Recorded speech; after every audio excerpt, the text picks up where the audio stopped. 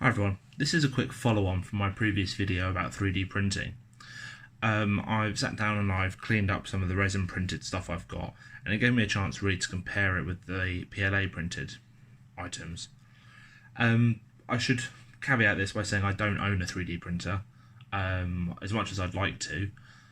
I don't know what the cost difference is, I don't know what the technical differences are, I don't know if there's a difference in price of the actual printing material, so PLA or resin. So I'm not sure which is best in terms of value for money, but from looking at these, it's quite clear which is best in terms of quality. So what I've got here on the right is some items that I won in a Instagram giveaway. Now these are printed on an Elegoo resin UV printer.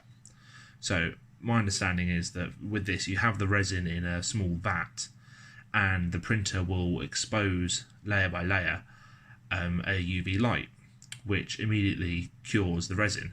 A lot like a lady's nail salon, if they're getting their fingernails done with gel resin, they put it under a UV light and it goes hard within 20 seconds.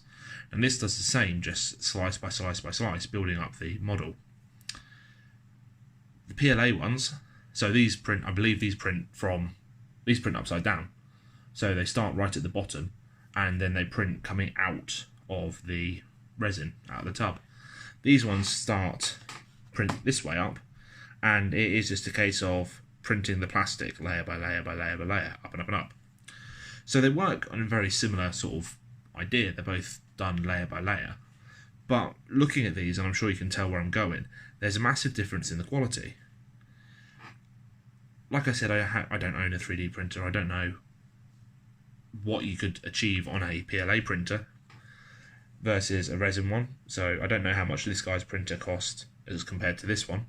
It could be this one was a lot more expensive. Could be this one's a lot more economical to run. I don't know. But if you look at the differences, this is a Darth Maul I've got here. Now, one thing I will say is that this did have lightsaber, but it's very, very thin resin, so it snapped. I've also managed to lose one of his horns, because again, very delicate resin. So in terms of strength, I mean, the solid bits here, they're fine, but the little thin spindly bits weren't particularly great. I do wonder if perhaps, because this had a lot of supports on it, which I think potentially he may not have needed, so it was almost a solid chunk of resin under the arm going down. I don't know if he's just gone in and clicked. I know the software has an auto support method, so I wonder if he's clicked that and it's just added all the supports. Same with this. This was almost solid supports underneath. Whether it quite needs that, I'm not sure. Bear in mind these two. So you've got Palpatine's throne and you've got the throne of Erebor. Neither of those have supports on them at all. But you can see here the level of detail, like quite clearly see the cloths, very nice. You can see his face. These marks are just where I've had to clear off the supports, and it's very tough, apart from the spindly bits, of course. Compare that with this, and you can make out the cloth, the folds in the cloth, but anything on the face, I'm not sure if that's meant to be a crown. You can see the quality difference is quite noticeable. I mean, I absolutely love this piece. It's one solid print. It is absolutely solid to hold as well. And down here you've got, unfortunately I lost some of his fingertips. Hope he doesn't notice that when he wakes up. Han Solo. Frozen in carbonite. This, which I'm not sure where this is from, this is some sort of generic spider, but it would be quite good for a spider queen kind of proxy for Middle Earth. But I hope it's clear where I'm going with this. If I were to go out and buy a printer now, I would go for the resin printer, simply because of the quality difference.